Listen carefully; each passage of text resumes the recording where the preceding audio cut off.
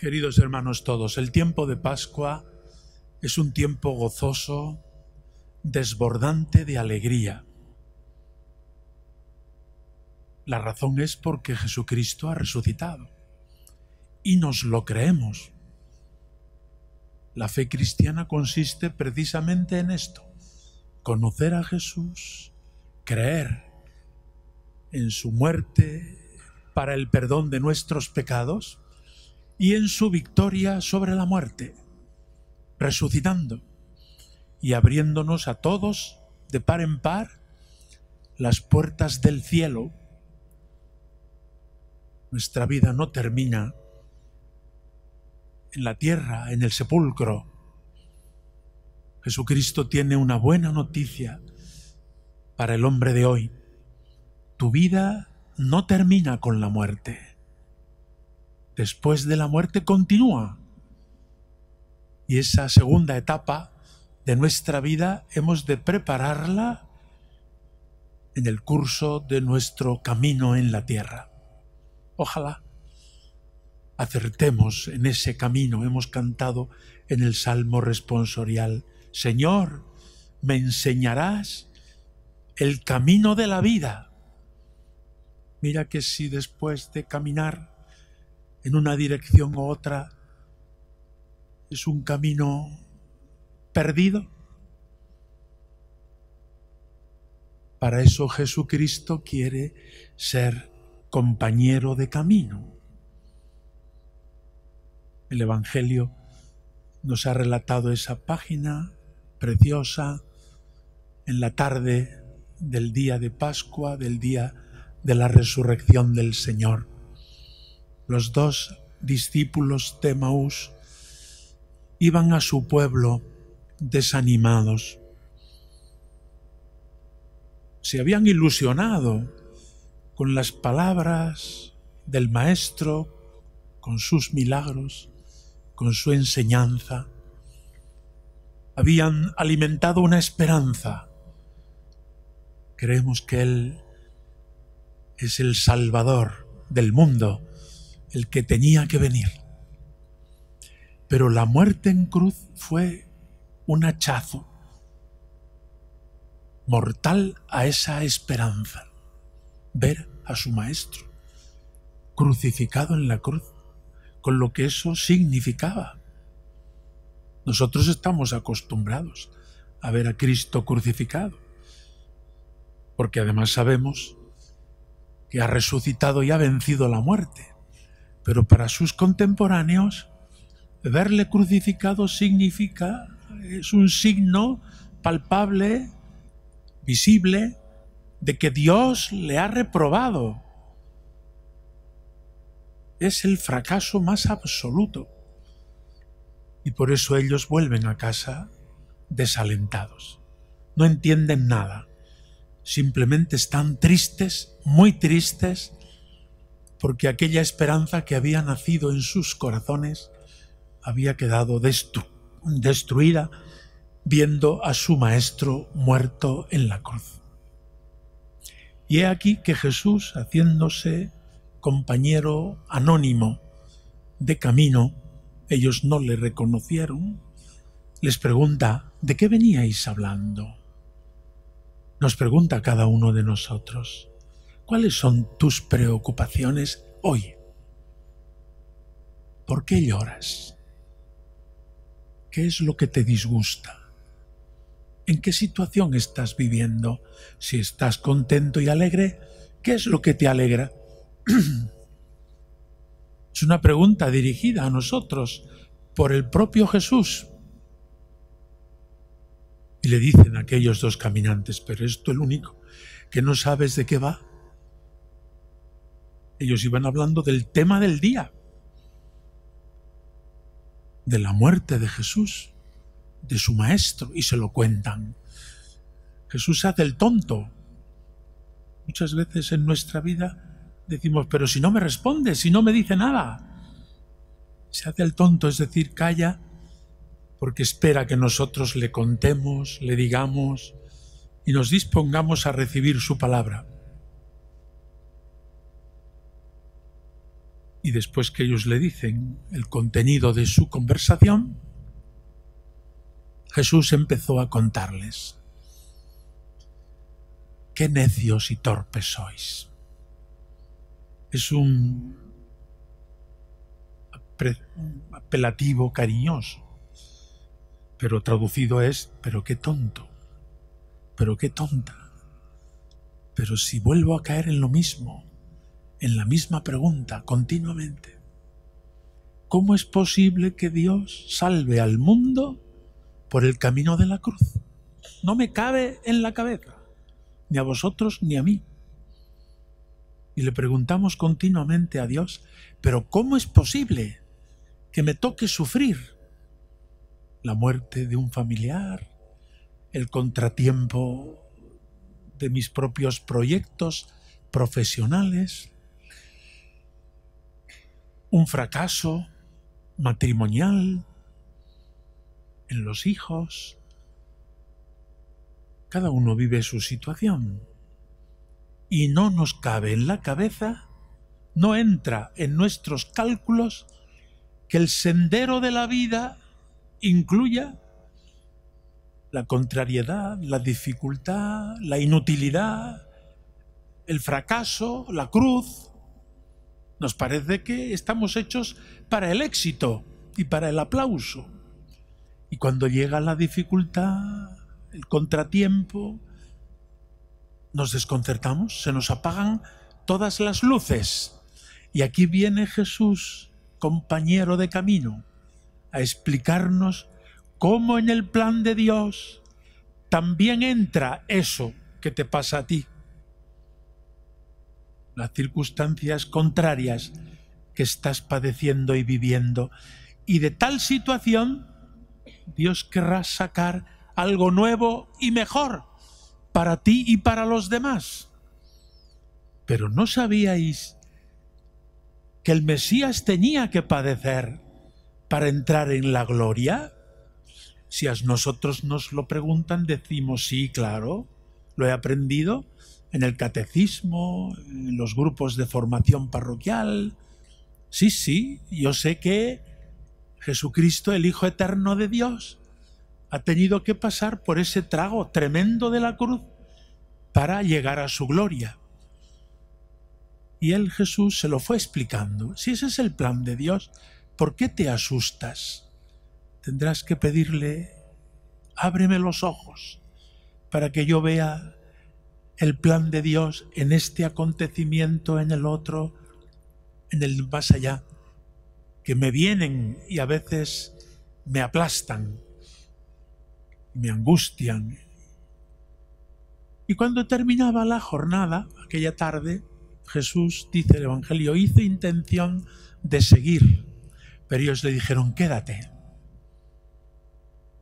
Cuando uno vive problemas en su vida, necesita más que nunca esta compañía, esta cercanía de Jesucristo. Acude a Él y cuéntale. Y vive tu propia limitación, tu cruz, tu contratiempo, tu problema, tu situación. Compártela con Él y Él te iluminará y te dirá por dónde y cómo. Y sobre todo te dará, aunque no lo entiendas, te dará una paz que nadie más te va a dar, como se la dio a los discípulos de Maús. Por eso, en medio de su decepción, ellos le dicen: quédate, estamos tan a gusto contigo, quédate con nosotros. Y Jesús se quedó con ellos y entró a la posada. Tomó el pan, lo bendijo, lo partió, es decir, repitió los gestos de la institución de la Eucaristía en la última cena. Y ellos le reconocieron: pero si es Él. Jesucristo ha dejado su presencia en la palabra. Les fue explicando la palabra de Dios durante toda la tarde en el camino. Acude a la palabra de Dios. ¿Qué ha dicho Dios de mi situación, de mi problema, de esto que estoy viviendo. Escucha la palabra de Dios. Y Jesús ha dejado su presencia en la Eucaristía, al partir el pan, en la fracción del pan, que es una de las maneras como se llama el sacramento que estamos celebrando. ¿Y qué hicieron? Salieron corriendo a Jerusalén, y ya era de noche. Volvieron cuesta arriba y llegaron al cenáculo, donde estaban los demás apóstoles, y les dijeron: es verdad, el Señor ha resucitado. Y los demás le dicen: se ha aparecido a Simón, y a las mujeres, y a Pedro, a Juan. El acontecimiento de la resurrección, hermanos, no es un mito, no es una fábula, no es un cuentecito que nos cuenta la Iglesia cuando llegan estas fechas del año. Es una realidad tan grande que no cabe en nuestra cabeza y en nuestro corazón. Es un gozo tan grande que nos hace desbordar de alegría.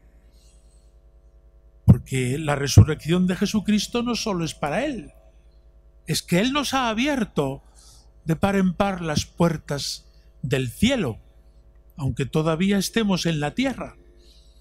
Y Él nos ha explicado qué sentido tiene cuando te toca sufrir. Sí, no es inútil. Es el camino que te conducirá a la gloria. Vívelo así, en la compañía de Jesucristo, escuchando su palabra, abriendo tu corazón a su presencia en la Eucaristía y dejándote acompañar por la Iglesia, que es la que hasta el final de los tiempos estará cerca de ti para explicarte las Escrituras, para acercarte a Jesucristo, para ofrecerte el perdón de los pecados y todos los demás sacramentos, y sobre todo para la celebración de la Eucaristía.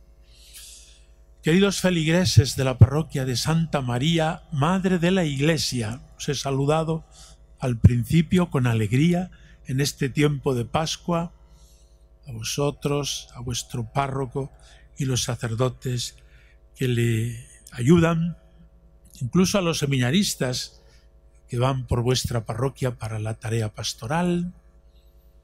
Enhorabuena y felicidades por estos 50 años de vuestra parroquia en la ciudad de Córdoba. Normalmente acudís a la parroquia, pero estando como estáis en esta celebración jubilar, habéis querido venir como comunidad y entrar solemnemente en la catedral, que es el templo de referencia para todos los cristianos católicos de la diócesis de Córdoba. Sed bienvenidos, es vuestra casa. Venís en otras muchas circunstancias, pero hoy venís como parroquia. Somos la parroquia de Santa María, Madre de la Iglesia, en la casa de las hijas de María Inmaculada, las religiosas del servicio doméstico, generosas en cedernos aquel lugar y aquel espacio, a las que también una vez más agradezco esta generosidad de su congregación. La parroquia es la iglesia cerca de mi casa. Es la parroquia o la iglesia donde he recibido el bautismo, la primera comunión, el perdón de los pecados siempre que lo necesite, la Eucaristía de cada domingo. Es el lugar donde la iglesia se acerca hasta mi casa, en el barrio de Santa Rosa, en la ciudad de Córdoba. Os agradezco a todos vuestra colaboración, porque la parroquia no solo es tarea del sacerdote, sino que es de toda la parroquia, de todos los fieles. Y sé que colaboráis en la catequesis, en la cáritas, en la atención a los pobres, en el culto, incluso con un coro muy capaz de interpretar y de ayudar en la oración. Os felicito a vuestro párroco, a sus ayudantes, los sacerdotes y a todos vosotros, incluidos las hijas de María Inmaculada. Continuad celebrando este tiempo jubilar para dar gracias a Dios, porque es en la Iglesia donde uno encuentra esa presencia de Jesucristo. Es en la Iglesia donde le explican las Escrituras y toda la enseñanza de Jesucristo. Es en la Iglesia donde celebramos la Eucaristía y donde, aunque a veces estemos tristes, recuperamos la alegría de Cristo resucitado. Es en la Iglesia donde somos enviados, misioneros, a llevar a los demás la buena noticia de Cristo, en quien creemos y a quien amamos. Es en la Iglesia, en la parroquia, donde nuestra vida se alimenta, crece hasta llegar a la plenitud. Señor, enséñame el camino de la vida. En tu parroquia, ahí, en la colaboración permanente que ofreces en un campo, en otro, en tu casa, puesto que la parroquia es tu casa, la casa de Dios y la casa de la comunidad cristiana. Os felicito, os bendigo, os animo a continuar en el trabajo de cada día y me uno con vosotros a la acción de gracias por estos 50 años de la institución de la parroquia Santa María, Madre de la Iglesia. Ella, María, da nombre a vuestra parroquia y a la congregación de María Inmaculada, en cuyo recinto os encontráis. Que ella, María, a la que en el tiempo de Pascua felicitamos, Reina del cielo, alégrate, aleluya, ella os acompañe siempre. Que así sea.